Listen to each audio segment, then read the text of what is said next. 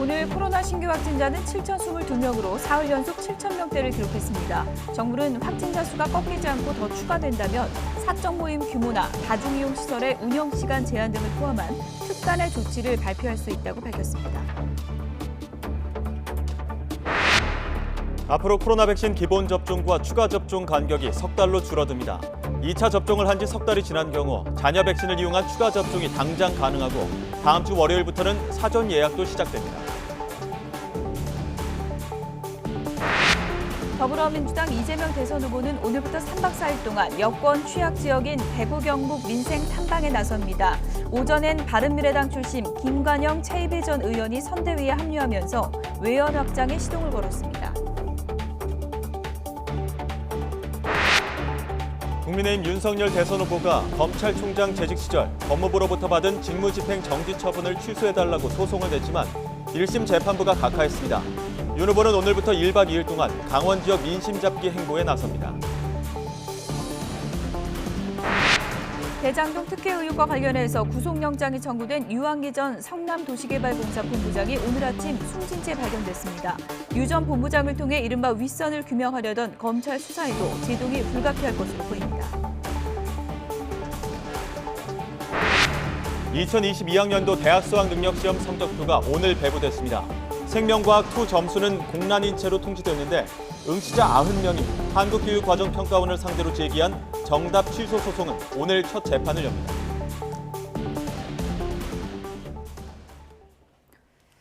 네, 윤석열 국민의힘 대선 후보가 과거 검찰총장 시절 직무정지 처분을 취소해달라며 낸 소송을 법원이 각하했습니다. 네, 소송의 실익이 없다는 취지인데요. 취재기자 연결합니다. 김경수 기자. 네, 서울행정법원입니다. 네, 법원 선고 내용 자세히 전해주시죠. 네, 오늘 오후 2시 서울행정법원에서 윤석열 국민의힘 대선 후보가 법무부 장관을 상대로 냈던 직무정지 취소 청구 소송 선고가 있었습니다. 검찰총장 시절 법무부가 내린 직무정지 처분을 취소해달라는 내용의 소송인데요. 오늘 법원은 소송 요건을 갖추지 못했다는 의미의 각하 결정을 내렸습니다. 윤 후보에 대한 징계가 이미 이루어져 소송으로 얻을 실익이 없다는 취지입니다.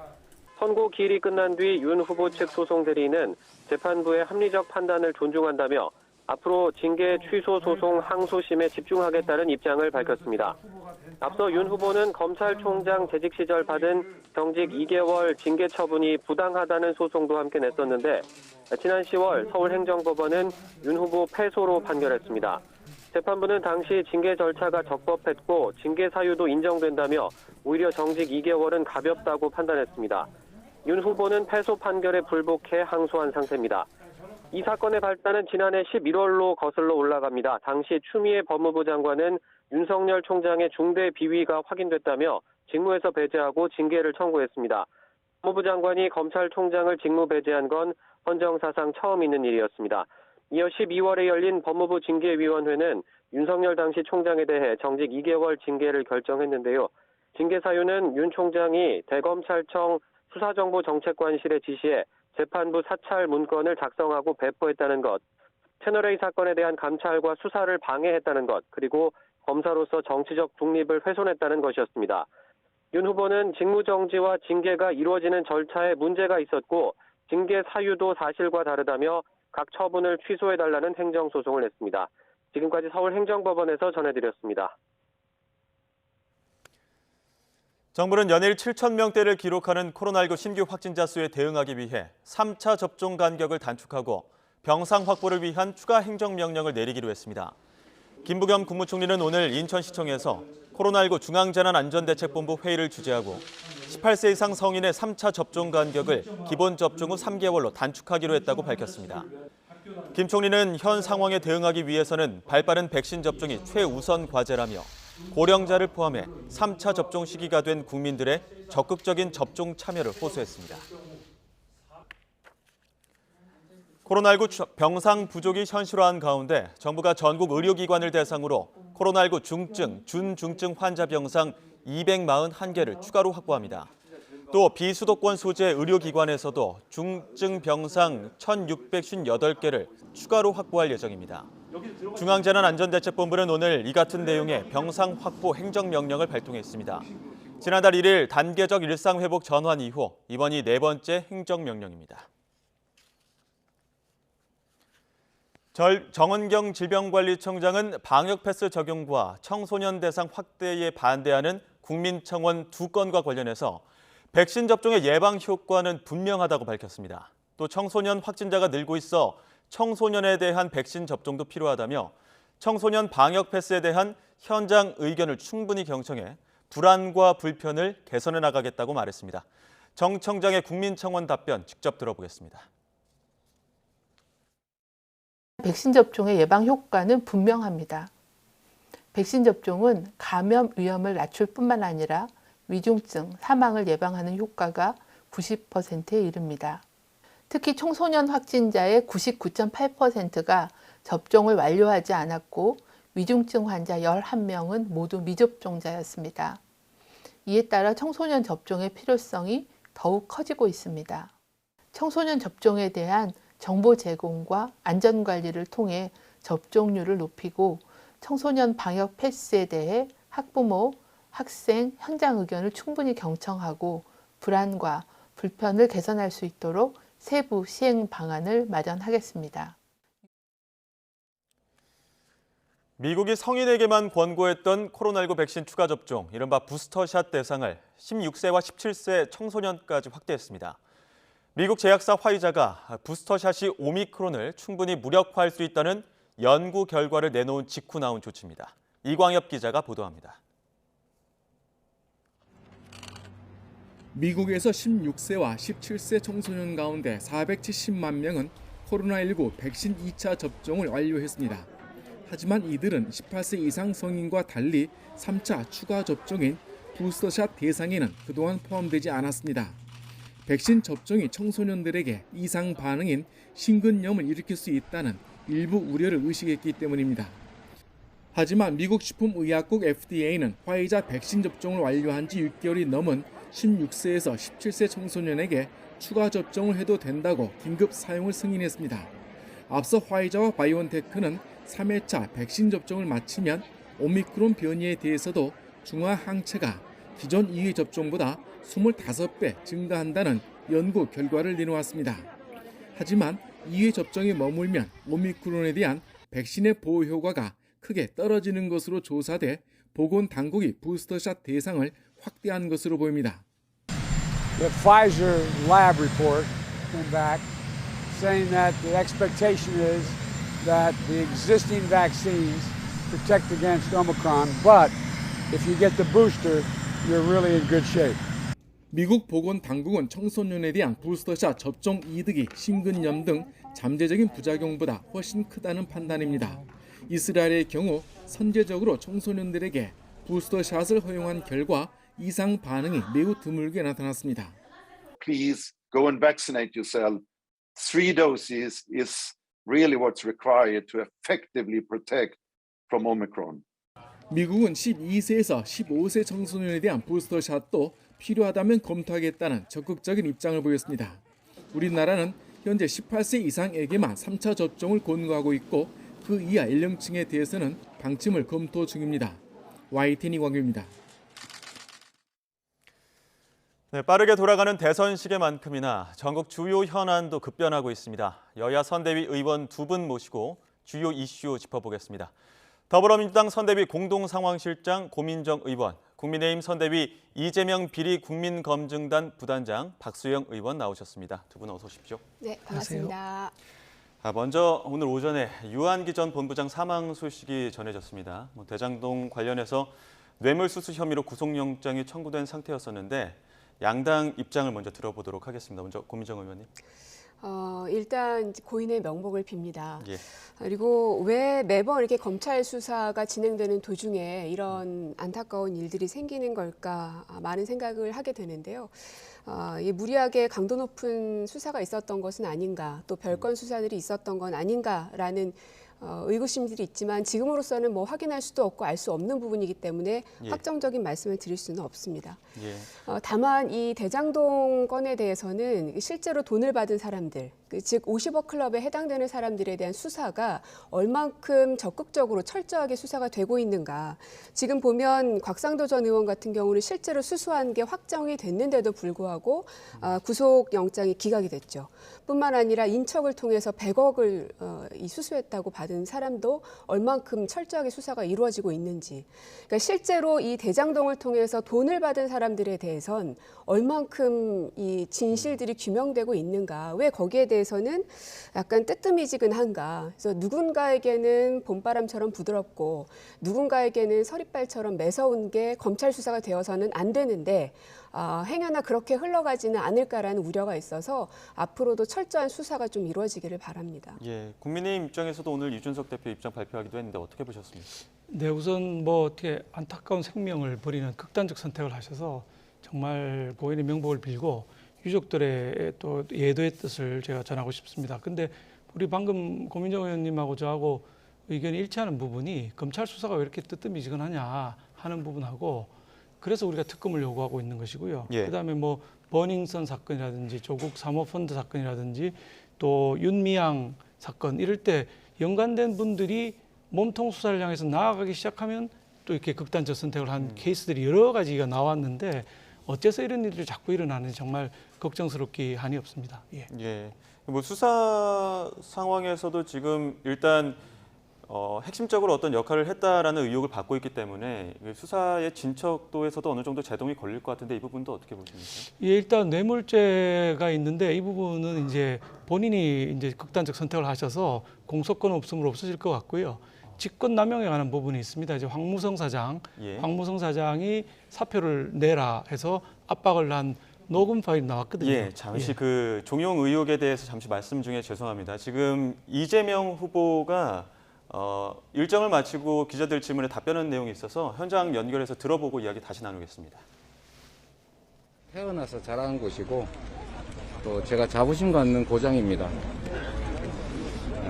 그리고 아마 현실적으로 볼 때도 이번 선거에서 대구 경북이 갖는 비중이나 또는 중요성이 매우 커질 것 같습니다. 그리고 표암제는 제가 경주 이가이기 때문에 경주 이가의 시조 우리 알평 선생님의 본거지입니다.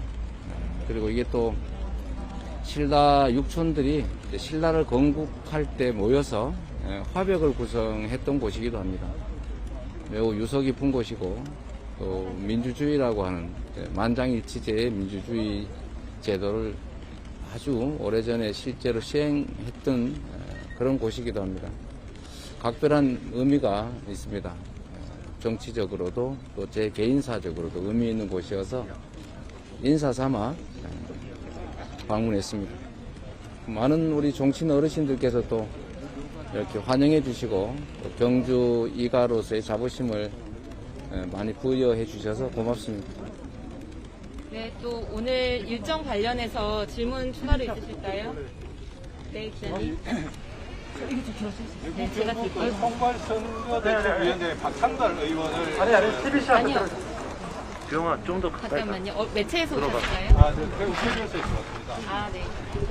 자, 박창달 총괄선대위원장으로 데리고 오신 분이 후보님이라고 제가 듣고 있는데 지역에서는 그로 인해서 민주당 내에 갈등이 좀 있어 보이거든요. 네.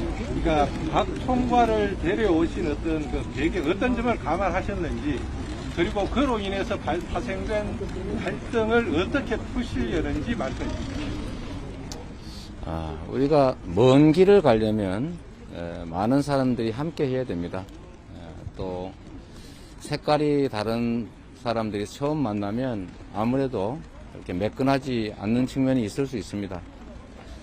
충분히 서로 조율하고 또 우리가 함께 추구하는 목적지에 다다를 수 있도록 협조가 또 협력이 가능할 거라고 생각합니다.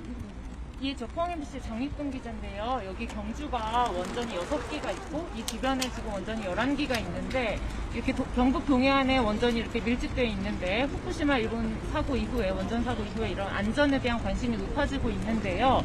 이런 월성원전 방사성 누출 문제라든지 이런 부분에 대해서 후보님 생각은 어떠신가요?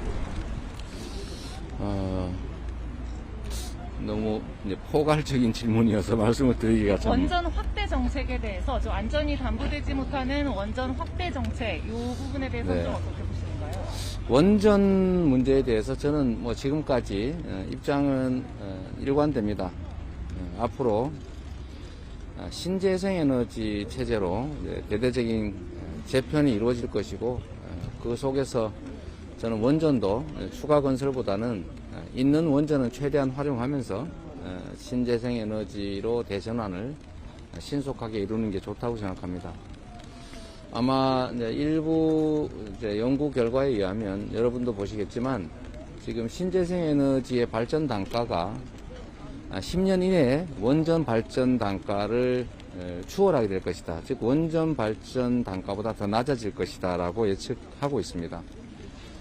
지금은 이제 원전이 발전 단가가 싼 건 사실인데 이게 위험 비용 또 아주 오랜 기간에 이제 핵 폐기물을 후손들이 관리하면서 위험을 감수해야 된다, 비용을 지출해야 된다는 점까지 고려하면 특히 이제 후쿠시마 원전 사고를 이제 고려하면 결코 싼 에너지라고 보기가 어렵습니다. 그러나 당장의 또 경제 현실도 고려하지 않을 수 없기 때문에 현재 있는 원전들은 충분히 활용하고 그 사이에 2084년까지 이게 이제 갈 것이기 때문에 그때까지 충분히 준비해서 탈탄소 사회로 재생에너지 중심 사회로 전환할 필요가 있다 이렇게 생각합니다. 아마 이제 신한울 3, 4호기와 관련된 질문을 하시고 싶은 거 아닌가 싶은데요. 신한울 3, 4호기는 이제 경계 지점이 있는 거죠. 이미 짓고 있는 원전이냐, 계획한 원전이냐, 그 경계 지점이 있어서 지금 문재인 정부에서는 이제 공론화 과정을 거쳐서 결국은 3, 4호기는 짓지 않는 걸로 지금 중단되어 있긴 합니다. 그런데 이 문제에 대해서 우리 국민들의 이제 의견도 많이 다르고 또 정책이라고 하는 게 한번 정하면 반드시 그대로 해야 되는 것은 아니라는 생각이 듭니다. 한번 정했다고 상황이 변하고 또 국민들의 이 나라 주권자들의 의사가 변했는데도 그냥 밀어붙이는 것은 벽상호라고 할 수 있겠죠.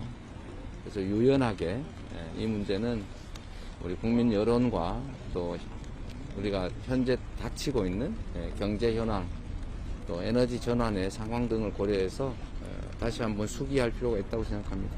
그 마지막으로 다른 분한테 좀 질문 기회를 드릴게요. 마지막으로 한 번만 드릴게요. 그 월성원전에서 이제 올초에 삼중수소 노출됐다 이런 게 있었는데 네, 얼른 갈게요. 다른 기자님들이 손을 많이 드셨어요. 추경 네. 말씀하셨는데요. 올해 안에 추경을 통해 정작 소상공인 설비상 하자는 저는 윤석열 후보께서도 이제 50조 원 지원 말씀을 하셨고 또 김종인 총괄선대위원장께서도 이제 취임하자마자 제 일성으로 가장 중요하다고 생각해서 하신 말씀이 아닐까 싶은데 100조 원 지원 말씀을 하셨습니다. 전 세계에서 GDP 대비 지원액이 가장 적은 나라가 대한민국이고 지금 김종인 총괄선대위원장께서 말씀하시는 100조 원의 추가 지원을 해도 다른 나라들의 평균적인 지원액에도 미치지 못합니다.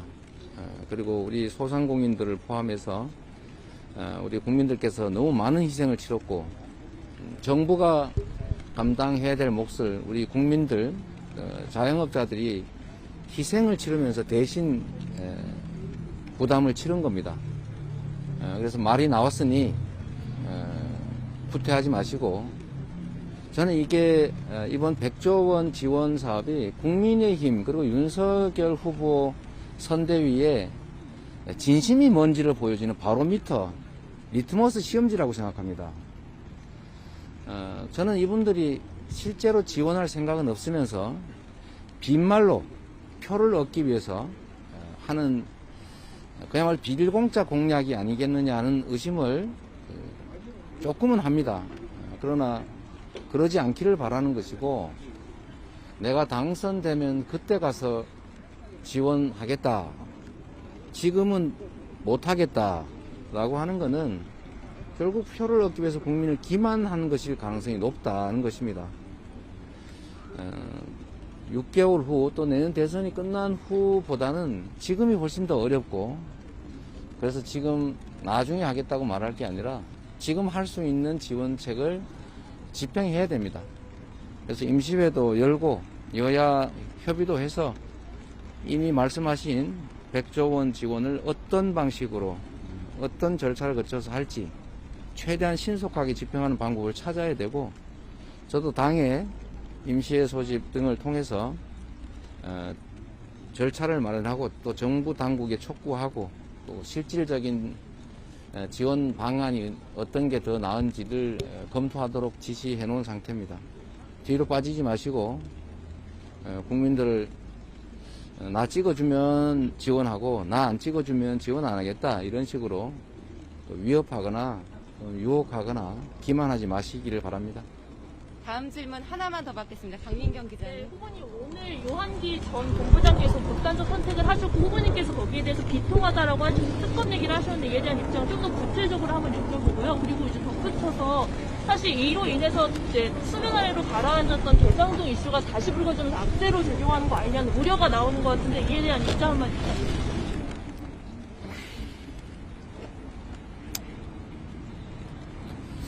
안타까운 일이고요. 어쨌든 뭐 명복을 빕니다. 근데 수사라고 하는 게 정말 성역 없이 필요한 부분을 다 했으면 좋겠는데, 진짜 큰 혐의점들은 다 놔두고 자꾸 주변만 이렇게 문제 삼다가 이런 사고가 난 게 아닌가 하는 아쉬움이 있습니다. 저는 이 사건의 처음부터 끝까지 저는 뭐 특검이든 뭐 국정조사든 다 가려봤으면 좋겠다는 게 제 생각입니다. 자꾸 수사를 통해서 정말로 몸통은 그대로 놔두고 그 수천억의 돈이 어디로 갔는지 그걸 왜 제대로 조사를 안 하냐. 왜 엉뚱한 데를 자꾸 건드려서 이런 참혹한 결과를 만들어내냐 하는 아쉬움이 있습니다. 그렇습니다. 네, 고맙습니다. 여기까지 하겠습니다. 감사합니다. 감사합니다. 네, 이재명 후보 지금 TK 지역 민심 행보 중에 경주 황리단길에서 다양한 이슈에 대해서 입장을 발표를 했습니다. 뭐 선대위 구성 이야기도 했고요. 원전 관련된 내용도 이야기를 했는데 마지막으로 오늘 그 유한기 본부장 관련된 입장도 밝혔습니다. 그러니까 성역 없는 수사가 진행이 돼야 되는데 혐의점은 두고 주변만 문제 삼았다. 어떻게 보면 검찰의 수사 과정을 지적을 했는데 잠시 후에 또 윤석열 후보의 입장 발표도 있기 때문에 그 부분은 다시 또 연결해서 이야기를 들어보도록 하고요. 앞서 질문드렸던 내용들 이어서 질문드리도록 하겠습니다. 지금 윤석열 후보도 검찰의 수사 과정을 지적하긴 했는데 결국에는 그 고민정 의원 그리고 박수영 의원 앞서도 말씀하신 것처럼 이 특검 왜 특검하지 않느냐 이런 문제가 계속 나오고 있는 이유거든요. 왜 양당 모두 특검을 하자고 하는데도 안 되는 이유는 뭡니까? 그게 저는 민주당의 이중 플레이라고 보는 거죠. 후보는 아까 말씀하신 것처럼 조건 없는 특검을 받겠다고 하셨지 않습니까? 그럼 특검법을 빨리 통과시켜야 되는데 저희가 11월 30일 날 지난주에 이제 법사위가 열렸고요. 법사위에 68건의 법안이 상정되도록 되어 있었습니다. 근데 67건 딱 한 건만 빼고 상정이 돼서 통과됐거든요. 그 한 건이 바로 특검법입니다. 그러니까 특검법의 내용에 대해서 민주당과 우리가 합의 안 된다고 이러는 얘기가 있는데 그러면 법을 상정해놓고 법사위에서 논의해서 고치면 되는 거거든요. 그게 법사위 역할인데 아예 상정조차 시키지 않은 겁니다. 그러니까 저희가 보기는 이재명 후보가 얘기하는 부분하고 민주당이 얘기하는 부분이 완전히 다른 이중 플레이를 하고 있다. 이렇게밖에 볼 수 없는 것이죠. 민주당 입장에서는 상정하기 전에 내용 합의가 있어야 된다 이런 입장이신 겁니까? 좀 솔직해졌으면 좋겠습니다. 그러니까 이번에 이 야당에서 제기했던 특검법, 저도 이제 어떤 법안인가 봤습니다. 제가 들고 있는 바로 이건데요. 제목만 보시더라도 더불어민주당 이재명 대통령 선거 예비 후보의 대장동 개발 관련 특혜 제공 및 연루 등의 진상 규명을 위한 특검 법안 이렇게 돼 있습니다. 즉 이재명 특검 하자는 거지요. 이 대장동 사건 관련해서는 그 수천억 원의 돈이 과연 누구에게로 갔는가? 지금 나와 있는 사람들이 50억 클럽을 통해서 나와 있지 않습니까? 왜 그거에 대해서 수사하는 것들은 거론하지 않고 그저 이재명 특검이라고만 이렇게 언급하는 것은 특검을 하자는 건가 하는 생각이 드는 겁니다. 뭐 이쯤 되면 그냥 이재명 죽이기를 대놓고 하겠다라는 것밖엔 되지 않고요. 그리고 특검이라는 것은 지금까지도 늘 그랬듯이 여야 간의 합의들을 해야 되는 거 아니겠습니까? 무턱대고 본인들이 원하는 법안이 이것이다. 근데 이거를 합의해주지 않으면 혹은 통과시켜주지 않으면 여당에서 특검 안 하려고 하는 거다라고 얘기하는 게 어디 있습니까? 이 특검에 대해서 명명백백하게 밝히려면 여야 간에 어디까지 수사의 그 범위를 만들어야 할 것인가, 무엇이 핵심이어야 되는 것인가에 대한 치열한 논쟁과 그 논의들이 있어야 되는 거 아닙니까? 그게 바로 특검이고요.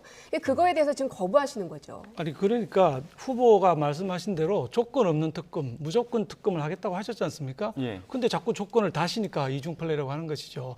아니 지금 이재명 특검이라고 조건을 다시지 않았습니까? 아니 조건은 우리가 다른 게 아니고 민주당이 달고 있는 것이죠. 민주당이 만약에 우리 법안이 마음에 안 드시면 대안을 내가지고 대안의 법안을 내놓고 두 개의 법안을 놓고 우리가 법사위에 대안을 만들어내는 게 늘상 하는 일 아닙니까? 왜 민주당은 민주당 나름대로 법안을 내놓고 같이 논의하자고 하질 않는 겁니까? 그러면은 여야 간에 원하는 내용들을 논의하고 그리고 여당이 얘기하는 것들, 제기하는 것들, 예를 들어 부산저축은행 부실 수사 의혹이라든지 그리고 50억 클럽에 해당되는 이분들의 돈의 출처가 어디로 가 있는 것인지 당연하죠. 거기에 대해서도 다 하시겠다는 당연합니다. 의미이신 부산저축은행은 지난번에도 제가 말씀드렸습니다만은 그럼에도 불구하고 왜 이번에 내신 특검법은 이렇게 이재명 특검이라고까지 하시는 겁니까? 아니 그러니까 대안을 내시면 되는 거 아닙니까? 법사위도 하시고 상임위도 하실 거 아닙니까?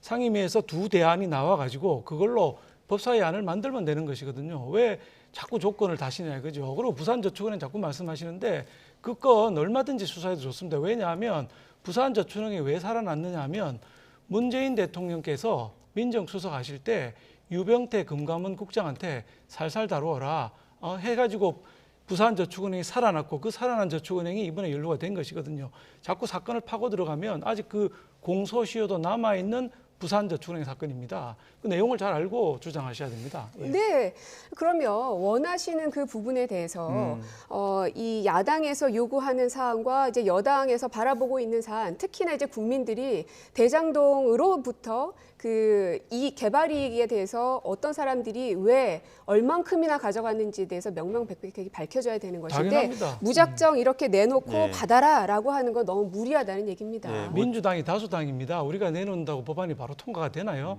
민주당 동의하셔야 통과되는데 민주당이 대안을 제시하셔야 된다는 뜻이죠. 정말 진실을 원하는 거 국민들이기 때문에 양당 모두 가셔서 오늘 말씀하셨던 것처럼 무조건적으로 특검하겠다 해서 특검이 좀 조속하게 추진되기를 저도 바라고 또 국민들도 아마 바라고 있을 겁니다. 이쯤에서 오늘 또 속보가 있기 때문에 그 관련된 내용을 또 짚어봐야 될 것 같습니다.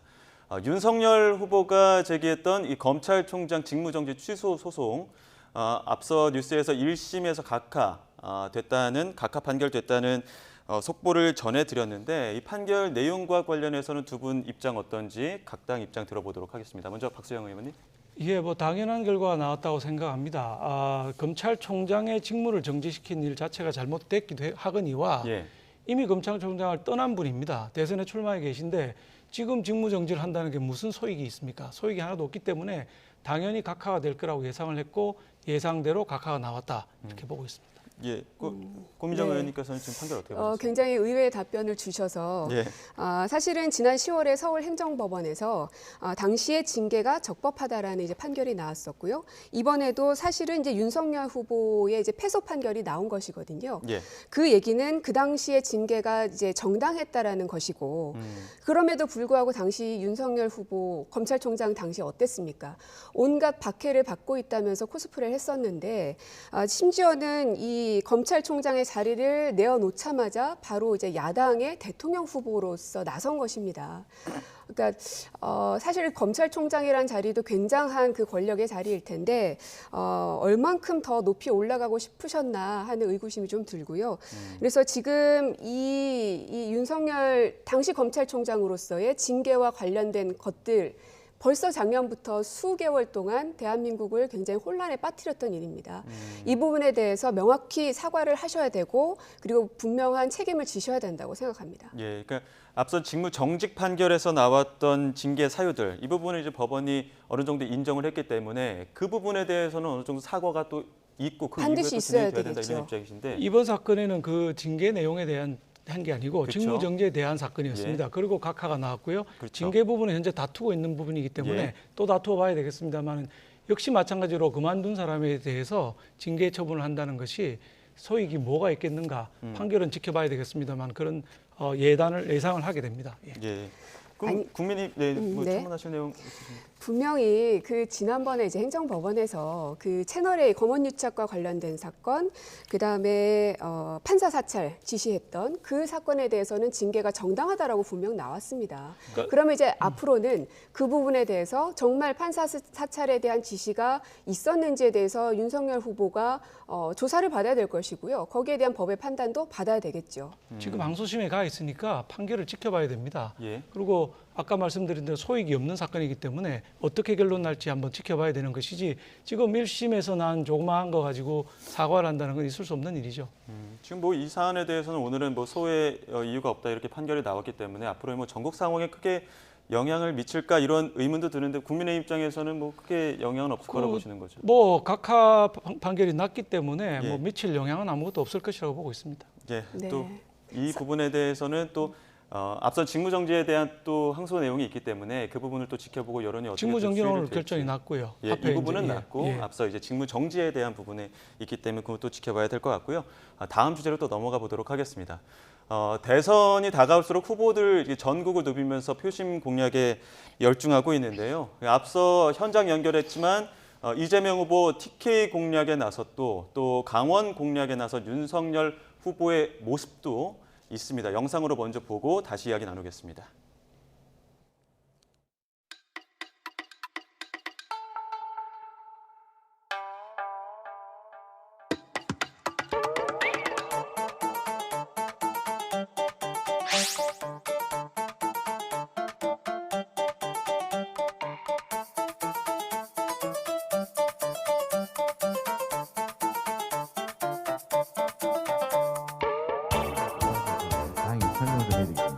제가 존경하는 박근혜 대통령님 그랬더니 진짜 존경하는 줄 알고 그런 거 써가지고 막 저 표 얻으려고 진짜 존경하는 척 하는 거 아니야?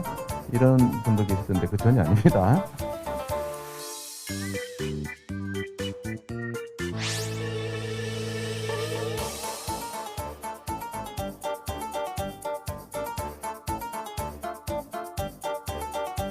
우리 이준석 대표께서 기획하고 결정하신 부분을 제가 전적으로 수용해서 이런 옷을 입고 뛰라고 하면 뛰고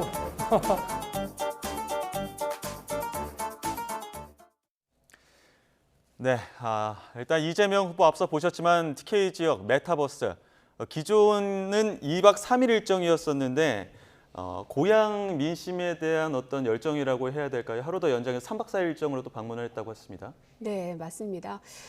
이제 고향이기 때문에 더 이제 마음이 좀 푸근하게 가는 측면도 있겠지만 예. 그것보다도 이 대구 경북 지역 같은 경우는 2.28 민주운동이라든지 예. 아니면 이제 국제보상운동이라든지 뭔가 이 나라가 국민의 삶을 위협할 때 저력을 보여줬던 곳이기도 합니다.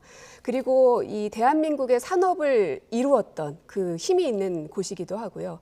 그래서 앞으로의 대한민국 산업 발전이 어느 방향으로 갈 것인가에 대해서 묻기 위해서 그 금호공대 그 학생들하고 같이 미래 성장을 논하기도 할 것이고요. 예. 그리고 모든 지역이 안고 있는 숙제지만은 이제 소멸 위기 문제에 대해서도 그 현장에 있는 젊은 청년들하고도 이야기를 나누면서 그 대안들을 좀 찾아 나가는 일정을 가질 걸로 알고 있습니다. 일부 일정 중엔 김혜경 씨와 함께하는 또 동행 일정도 있던데 이 부분도 또 주목해봐야 될 것 같아요. 뭐 응당 당연한 일이라고 생각합니다. 어느 대통령 선거에서도 이렇게 그 아내가 나오지 않은 적이 없었죠. 지난번 문재인 대통령도 김정숙 여사께서 계속해서 행보들을 해왔던 것이고요. 예. 그 측면으로 이제 김혜경 여사도 똑같이 이제 행보를 하고 있는 건데 지난주에서도 이제 김건희 씨 여사가 왜 나오지 않는가에 대해서 물었지만 뭐 여전히도 나오지 않고 계셔서 언제까지 그렇게 꼭꼭 숨어만 계실지 참 궁금하네요. 이번 일정은 이준석 대표와 또 함께했기 때문에 강원 지역 일정에 대해서도 또 평하실 게 있을 것 같은데요. 예, 우리는 뭐 우리 이준석 대표가 2030을 이제 대표하는 이런 직위에 있고 또 2030의 지지를 많이 받고 있기 때문에 중요한 2030의 표심을 공략하기 위해서는 이준석 대표의 역할이 중요하다고 생각을 합니다. 그런데 이제 후보가 다닐 때 중요한 것은 뭐냐면 저게 왜 다니느냐? 경청하러 다니는 거거든요. 예. 들어러 가는 겁니다. 그런데 우리 이재명 후보께서는 경청보다는 말씀을 더 많이 하시는 것 같고 쏟아부으시는데 예를 들면 존경한다고 얘기했다고 해서 진짜 존경하는 줄 믿고 있다. 이런 말씀 좀 조금 전에 화면에 나왔었는데 충격적입니다. 저렇게 하고 말씀을 하시면 어디까지 진실인지 어디까지를 믿어야 될지 유권자들이 알기가 어렵거든요. 예. 또 우리 고민정 의원께서 우리 김건희 여사에 대한 얘기 자꾸 하시는데요. 저는 이렇게 생각합니다. 우리가 이제 출범이 한 달 늦었지 않습니까? 절차상. 예. 그러다 보니까 좀 그런 것도 있지만은 나올 때 되면 나올 것이다. 그리고 과거에 이게 유경수 여사 시절부터 대통령 후보의 배우자는 뭐 같이 다니거나 소외된 계층을 방문해야 된다고 하는 어떤 관례 같은 게 있는데 이걸 반드시 따라야 되는 건 저는 생각이 안 듭니다. 본인이 직업이 있고 본인이 또 전문직이 종사자라면 자기 일이 우선일 수도 있다고 생각합니다. 그리고 필요할 때 얼마든지 나오면 되는 것이지 우리는 나왔는데 왜 상대방 당은 안 나오느냐라고 투정할 일은 아니지 않느냐 이렇게 생각합니다. 그러니까 오히려 전문직 종사자이기 때문에 그분에게 거는 기대가 전문직 종사자인 여성들의 기대도 더 있는 것입니다. 누구보다 뭐 어떤 경력 단절이라든지 혹은 여성으로서 회사에서의 어려움들이라든지 아무래도 여성이니까 더 잘 아시겠죠. 그럼 그것들을 많이 공감해 주셔야 되고 거기에 대한 대안은 혹시 없는가라는 걸 또 조언을 해줄 수도 있는 위치이기 때문에 더더욱 나서야 되는데 그럼 회사 일이 너무 바쁘셔가지고 지금 행보를 못 하신다는 얘기밖에 안 되거든요. 우리 고민정 의원님께서 뵐 때마다 저희 당 염려해 주셔서 너무 감사하고 조금만 기다리시면 나와서 진면목을 보이실 거라고 생각합니다. 굉장히 사회성이 좋으신 분이기 때문에 역할을 충분히 하실 거라고 봅니다. 그런 말씀하시기 때문에 지금 뭐 이준석 대표도 뭐 충분히 그 호감도가 있는 분이시다, 뭐 이렇게 이야기도 했었고 금태섭 의원도 업무에 진심인 분이다. 이렇게 내부에서도 이야기가 나오기 때문에 등판 가능성은 계속 거론되고 있는데 언제쯤 나오시는 겁니까? 원래 그 주인공은 좀 천천히 짠하고 나오는 거 아닙니까? 김건희 여사 주인공이라고 생각합니까? 좀 있으면 나올 거니까 너무 그래 재촉 안 하셔도 될 것 같습니다. 만약에 어느 정도 시간이 지났는데도 여전히 나오지 않는다면 뭔가 숨기고 싶은 게 있는 거죠. 글쎄요, 뭐 전문직에 종사해서 안 나올 수도 있는 거죠. 그건 뭐 그분의 판단이지 그걸 밖에서 다른 사람이 왜 나와라 왜 안 나오느냐 이렇게 하는 거 제가 과연 적절한지 새로운 모델을 만들 수도 있는 거 아니겠느냐. 왜 그러냐면 허위 학력 의혹에 대해서 주가 조작 문제에 대해서 사람들이 의구심을 갖고 있기 때문에 직접 말을 듣고 싶은 겁니다. 이분이 그냥 가불병정의 사람이 아니지 않습니까? 이분은 앞으로 영부인이 될 분이십니다. 대통령이 된다면 윤석열 후보가. 그리고 대통령과 가장 가까이 오랜 시간을 나눠야 될 사람이 또한 영부인의 위치에 있습니다. 근데 국민들이 한 번도 보지 않고 선거를 치르게 한다? 그건 직무유기입니다. 그렇다면 이 부분도 여쭤봐야 될 것 같습니다. 지금 국민의힘 입장에서는 그 이수정 위원장이 이거 국무선거 아니다. 어느 정도까지 검증을 해야 되는 것이냐. 너무 날카롭게 검증하는 거 아니냐. 이런 비판들도 나왔거든요. 그 고민정 의원님 보시기에는 이러한 의견은 어떻게 보십니까? 그래서 저도 이제 이수정 위원장의 발언을 봤는데 여성들의 과거 이력에 대해 가십성 폭로가 이어지는 것은 문제가 있고 사생활은 보호돼야 한다라고 말씀을 하셨습니다. 이제 아마도 이제 한간에 떠돌고 있는 뭐 줄리이다 아니다. 근데 저는 이제 개인적으로는 그게 사실이라고 믿고 싶지는 않습니다. 근데 다만 설령 그게 사실이라 하더라도 그게 무슨 문제가 될 것인가라는 생각이고 오히려 아까 계속 말씀드린 이 법의 그 선상에 있어서 불법 여부가 있는 것. 아까 계속 말씀드립니다. 허위 학력과 주가 조작 또 그 어머니이신 최 씨와 관련된 양평땅 투기 의혹 사건까지도 거기에 대해서는 어떻게 할 것인가 명명백백하게 말씀을 주셔야죠. 예. 검증은 필요하다고 저도 생각을 합니다. 누구든지 간에 대통령을 위한 둘러싼 분들에 대한 검증은 반드시 필요한데 이게 네거티브로 흘러서는 안 된다. 네거티브는 뭐냐? 사법적 판단이 이미 끝난 거, 사법적 판단이 아직 이루어지지 않은 거, 또 카드라 수준의 질문 이런 것들로 계속 네거티브를 제기하시면 선거판이 아주 지저분해지면서 국민들한테 대한 예의가 아니죠. 확실한 내용만 가지고 검증해야 된다고 봅니다. 그래서 한 가지만 덧붙이면 최근 여론조사에 보니까 이 아내에 대한 선호도 호감도 조사를 보니 김혜경 씨가 44.1%, 김건희 씨가 32.2%로 나왔더라고요. 그러니까 한 10% 정도가 차이가 있는 것을 보면 네, 뭐 저희가 걱정할 일은 아니지만 너무 감사합니다. 매번 걱정해 주셔서 후보는 우리가 이기고 있으니까 한번 평균을 내봐야 되겠죠. 최근에 저희가 이긴 것도 있습니다.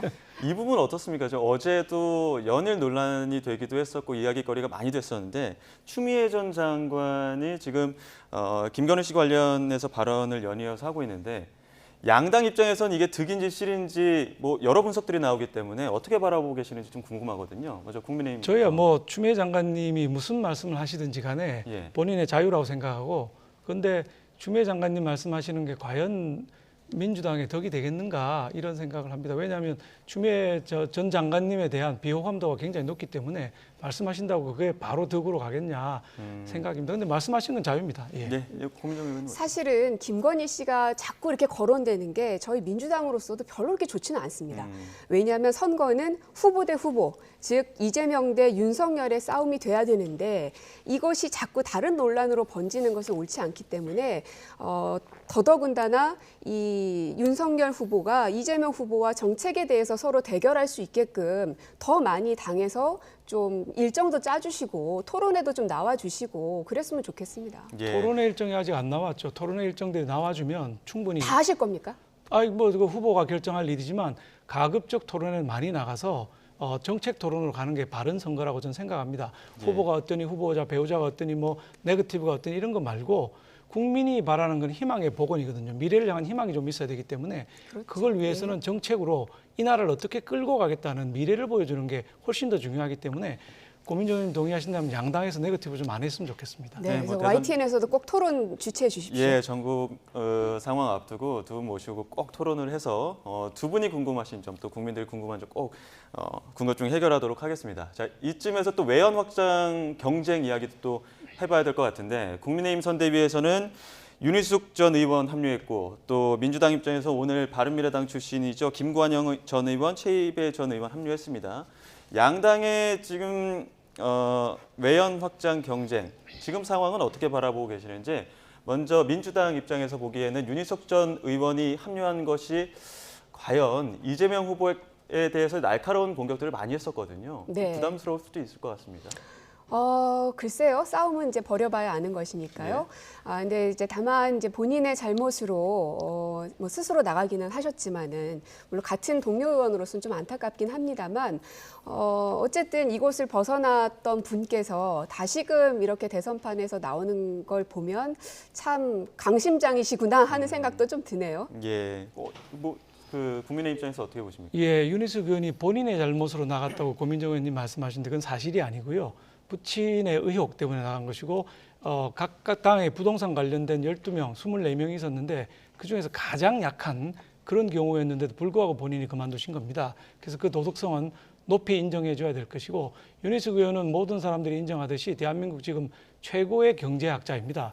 그분이 경제 문제에 관해서 이슈를 제기하면 이재명 후보께서 반박을 못하는 이런 상황이었거든요. 이게 앞으로 대선에서 굉장히 중요한 역할을 할 것이다. 이렇게 봅니다. 지금 또 말씀 나누는 중에 윤석열 후보가 지금 현장에서 발언 이어가고 있는데 현장 발언 듣고 또 다시 한번 마지막 말씀 이야기 듣도록 하겠습니다. 제가 그래서 우리 선대위 출범식에서도 얘기했지만 당의 대대적인 혁신이 필요합니다. 의식의 전환이 필요하고 그리고 또 지난 또 수년간 그런 노력을 많이 해왔고 당의 혁신을 통해서 노재승 위원장이 이어서 2030 커뮤니티에서 신혜진, 손희춘 전 의원을 두고 좀 인사검증에 대한 지적이 나오는데 이 부분은 어떻게 신혜진, 손희춘 전 의원 구체적인 내용을 잘 모르겠는데 과거에 게임 관련해서 부정적인 발언을 하셨던 게 논란이 됐어요. 큰 직책도 아니고 특보니까 다양한 분들이 특보로서 그런 뭐 일을 할 수 있지 않겠습니까? 네. 국민들에게 보여주는 상징적인 자리는 아니고 여러분들이 특보로서 선거운동을 하는 거니까. 네. 검찰 수사를 맡은 유한기 씨가 숨진 채 발견됐는데 그거에 대한 점 어떻게 생각하십니까? 글쎄 정말 애도를 표하고요. 그 부분에 대해서는 이재명 후보 측에서 하실 얘기가 더 많지 않겠습니까? 네. 다음 질문입니다. 김종인 의원님 손실보상 100조 얘기하셨는데 후보님 예전에 50조 얘기하셨잖아요. 100조 거기에 동의를 하십니까? 아니 재원을 우리가 충분히 마련할 수 있다면은 사실 얼마든지 도와드려야 되죠. 근데 제가 50조는 공약으로서 그거는 반드시 하겠다는 것이고, 그리고 이게 지금 이제 코로나가 이게 잦아드는 것이 아니라 변종을 통해 갖고 더 확산이 될 기미가 많기 때문에 상당한 정도의 그 재정 지출을 해야 할 그거를 각오를 가져야 된다 하는 그런 의견으로 저는 생각을 하고 있습니다. 네. 아까 10대 비전 중에서 사회복지부 정부조직 개편에 대해서 정부조직 개편은 이제 여야가 협의를 해서 결정을 해야 되는 문제이지만 우리가 종전의 이런 정부조직 체계에서 또 새로이 우리 미래를 위해서 우리가 다뤄야 할 이런 아젠다 중심으로 정부 조직이 개편돼야 되는 것은 맞는 방향입니다. 네. 다음 일정 때문에요. 이재명 지사 얘기하셨었는데 네. 이재명 지사 같은 경우에는 애도를 표한다고 얘기를 하면서 이제 중심을 네. 그거 이 정도 하십시오. 이재명 후보가 네. 특검 추진해야 한다고 말씀하셨는데 후보님 입장은 저희는 특검을 하자는 얘기를 벌써 부산저축은행 가지고 하더라도 그래 하자는 얘기를 벌써 진작에 꺼내놨고 지금 민주당에서는 이 법안 자체를 올리지를 않고 있어요. 그러니까 정치쇼 할 것이 아니라 지금 당장이라도 합의를 하자 이 말입니다. 네. 저희는 이미 내놨고. 대장동 네. 게이트 특검 법안이 하루빨리 법사위에 상정돼야 된다. 그런 상정조차 안 하고 있어요. 마지막으로 오늘 법원에서 총장 시절에 하셨던 직무정지 취소 소송 관련해서 그거는 이미 소의 이익이 없어가지고 원래 이거를 철회를 하느니 이런 생각을 하고 있었거든요. 그거는 12월 1일 날 난 징계 처분 나기 훨씬 전에 일이기 때문에 그건 크게 다툴 이유가 없다고 저는 생각하고 있습니다. 네. 고맙습니다. 예. 윤석열 국민의힘 대선 후보의 이야기까지 듣고 왔습니다. 오늘 판결에 대해서는 이미 소의 이익이 없어서 크게 다룰 이유가 없다. 또 유한기 전 본부장 사망 소식에 대해서는 애도를 표하고 이재명 후보가 할 이야기가 많을 것이다 이런 이야기를 했고요. 또 특검에 대해서는 당장 합의를 하자 이렇게 또 촉구를 했습니다. 두 분 아마 첨언하실 내용이 많을 텐데 오늘은 여기서 마무리하도록 하겠습니다. 지금까지 더불어민주당 선대위 공동상황실장 고민정 의원 그리고 국민의힘 선대위 이재명 비리 국민검증단 부단장 박수영 의원과 이야기 나눴습니다. 금요일 더 뉴스 마치겠습니다. 시청해 주신 여러분 고맙습니다.